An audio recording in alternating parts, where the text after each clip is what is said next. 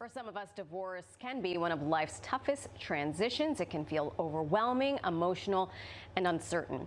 But what if there was a way to navigate the process with less stress and more clarity? Joining me is divorce educator and founder of PartWise, Kimberly G. Miller, who's here to share practical tools, strategies, and insight on how to make the journey smoother and protect your well-being. It is great to see you again. Nice to see you as well. So, for some of us, divorce is a part of life. It was a part of mine. I remember going through it and feeling like it was completely insurmountable. But here I am 15 years later. Yeah, we survived, We right? survived. I wonder if you could give us a couple of tips. What's the first tip on how to approach it? I think one of the biggest keys is to think about divorce as a process or a journey. Yeah.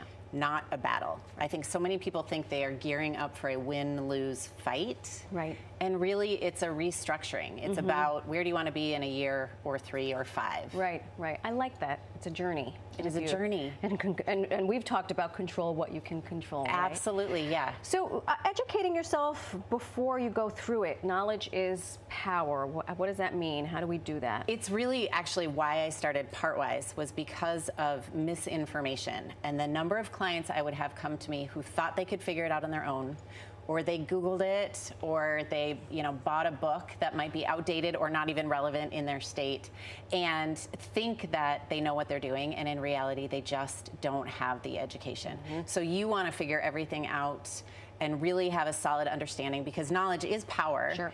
And you really deserve to have both of those at the beginning before you get involved in the process. And find a reliable source, because sometimes you'll want to talk to friends who have gone through the divorce, but you're looking at it through tainted lenses, right? Because everyone has their own agenda. It really gets to who are your support people. Right. There's professionals, therapists, coaches, lawyers. They can help you, but you also do want to have your support, your friends and your family, but you want to pick them carefully. You don't want them to feed the negativity. That's right. You want to try to find a friend who's objective, which is tough, but if you can find that objective friend, she or he is worth their weight in gold. It can be invaluable, but sometimes you also just need to tell your friend, like, hey, I want to go out for a glass of wine and not just vent. Talk about it. Let's not forget that I don't always need advice. That's right.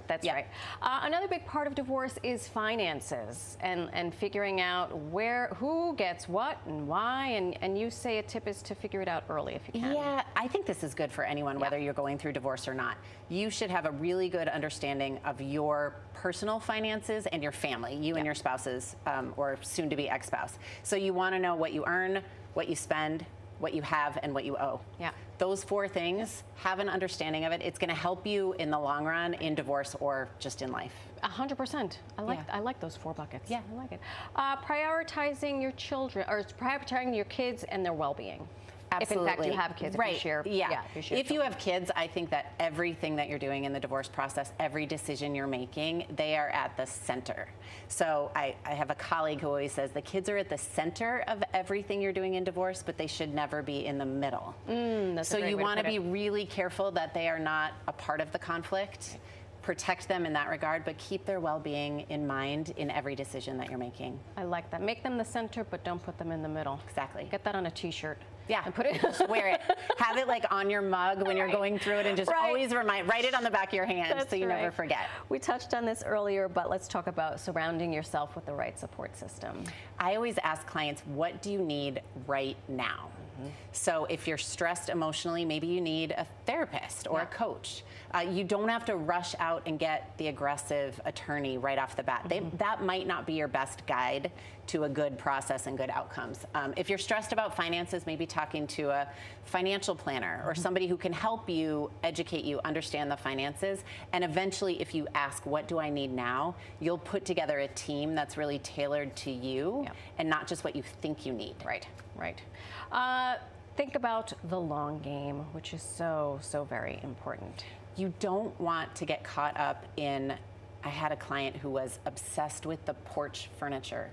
She had just like emotional attachment to the porch furniture. So you want to think about where you're at in a year, where do you want to be in 5 years, what is really about your overall well-being, and let go of the porch furniture. So you want to look at the forest and not get caught up in the weeds. That's right. And the little details. That's right. Oh my gosh, Kimberly, thank you so much for sharing really useful information. We appreciate it. Thank you for having me.